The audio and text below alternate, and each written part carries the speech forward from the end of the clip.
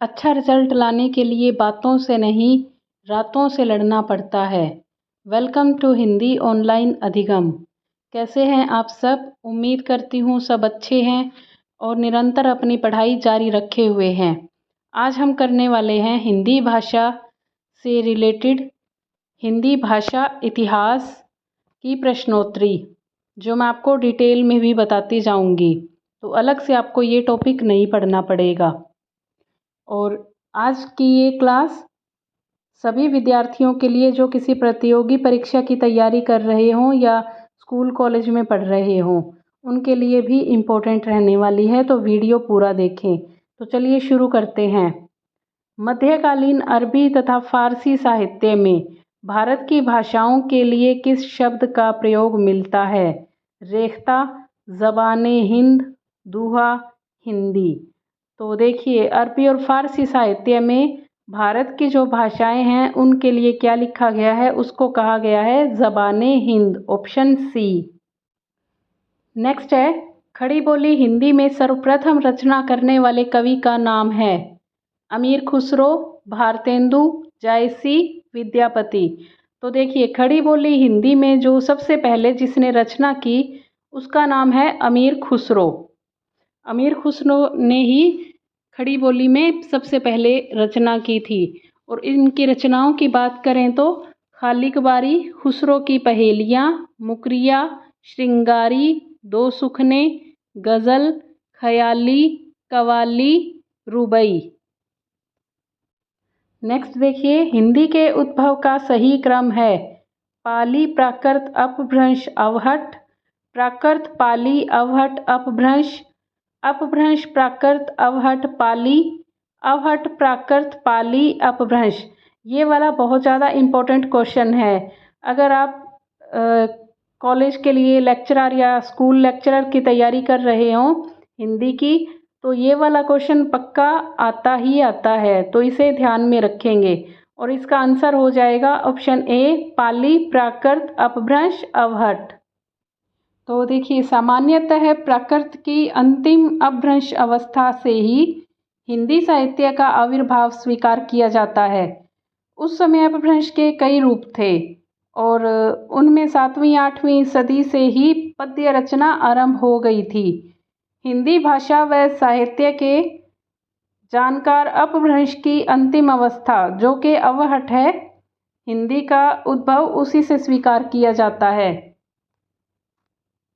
तो हमारा उत्तर हो जाएगा ऑप्शन ए, पाली, प्राकृत, अपभ्रंश, अवहट। नेक्स्ट क्वेश्चन देखिए, अपभ्रंश को पुरानी हिंदी किसने कहा है? ग्रियर्सन, श्याम सुंदर दास, चंद्रधर शर्मा गुलेरी, भारतेंदु। तो देखिए, अपभ्रंश को पुरानी हिंदी का नाम दिया है चंद्रधर शर्मा गुलेरी ने। और पुरानी हिंदी का प्रयोग सबसे पहले इन्होंने किया था 1921 में नागरी प्रचारिणी पत्रिका में। और पुरानी हिंदी को प्रारंभिक हिंदी यानी अर्ली हिंदी भी कहते हैं। और इसका टाइम की बात करें तो 1000 ईस्वी से 1500 ईस्वी तक इसका टाइम माना जाता है पुरानी हिंदी का। जैसे चंद्रधर शर्मा गुलेरी ने अपभ्रंश को पुरानी हिंदी कहा, वैसे ही रामचंद्र शुक्ल ने प्राकृताभास का नाम दिया अपभ्रंश को। नेक्स्ट है, साहित्यिक अपभ्रंश को पुरानी हिंदी किसने कहा था? हजारी प्रसाद द्विवेदी, राहुल सांकृत्यायन, आचार्य रामचंद्र शुक्ल, शिव सिंह सेंगर। तो देखिए, इसका आंसर हो जाएगा साहित्यिक अपभ्रंश को पुरानी हिंदी कहा था ऑप्शन ए, हजारी प्रसाद द्विवेदी ने। देखिए, अपभ्रंश कई बार आ गया, मैं बताती हूँ अपभ्रंश का अर्थ क्या है। अपभ्रंश का अर्थ होता है विकृति। किसी भी भाषा को कोई व्यक्ति उसी रूप में प्रयोग करता है जिस रूप में उसे मिलती है। जैसे आप जिस भाषा को जिस रूप में स्वीकार करेंगे, जैसे अपनाएंगे, जैसी भाषा आप सुनेंगे, देखेंगे, आप खुद वही भाषा यूज़ करने लगेंगे। क्षेत्रीय भाषा का प्रभाव जैसे कहते हैं कि आता है, तो उसी तरह से मानिए कि क्षेत्रीय प्रभाव आता गया भाषा के ऊपर और उसमें विकार भी आता गया। तो भाषा में आया हुआ यही बदलाव, यही विकार ही अपभ्रंश कहलाया।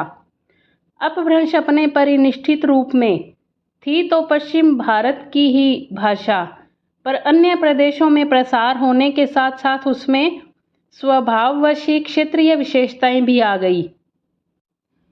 साहित्यिक अपभ्रंश का व्यवहार लगभग 6ठी शताब्दी से ही माना जाता है। नेक्स्ट, अपभ्रंश की उत्तरकालीन अवस्था का क्या नाम है? पाली, संस्कृत, प्राकृत, अवहट।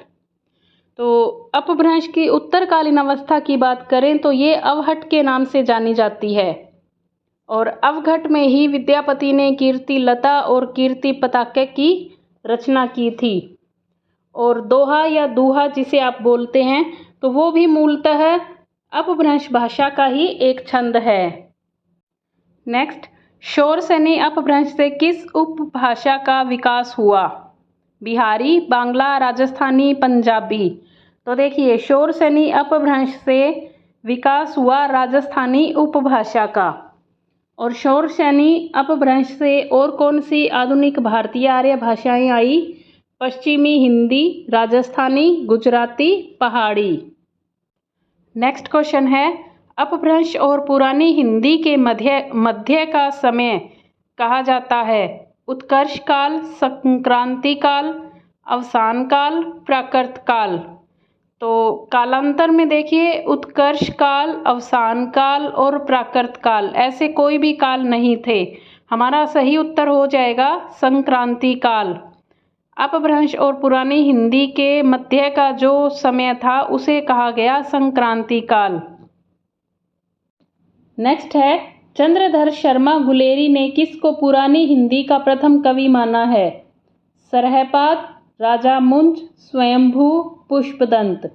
तो देखिए, पुरानी हिंदी की बात हो रही है, तो पुरानी हिंदी का प्रथम कवि चंद्रधर शर्मा गुलेरी ने माना है राजा मुंज को।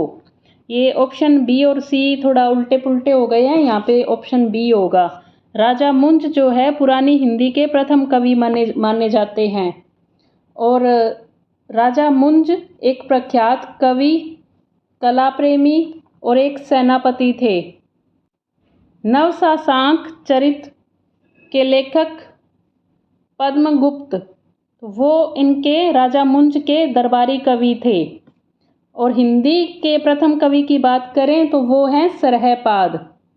नेक्स्ट क्वेश्चन, अपभ्रंश को प्राकृताभास हिंदी किसने कहा?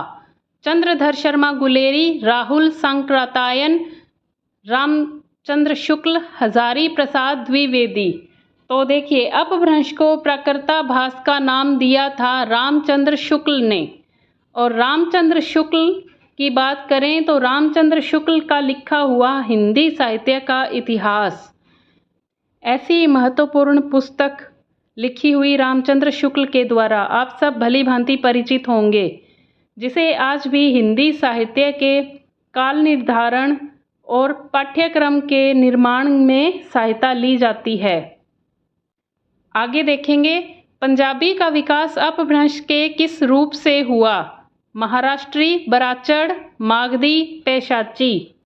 तो इसका उत्तर हो जाएगा ऑप्शन डी, पेशाची। पेशाची अपभ्रंश से पंजाबी और लहंदा आधुनिक भारतीय आर्य भाषा का विकास हुआ। बिहारी, बांग्ला, उड़िया और असमिया भाषाओं का उद्भव किस अपभ्रंश से हुआ?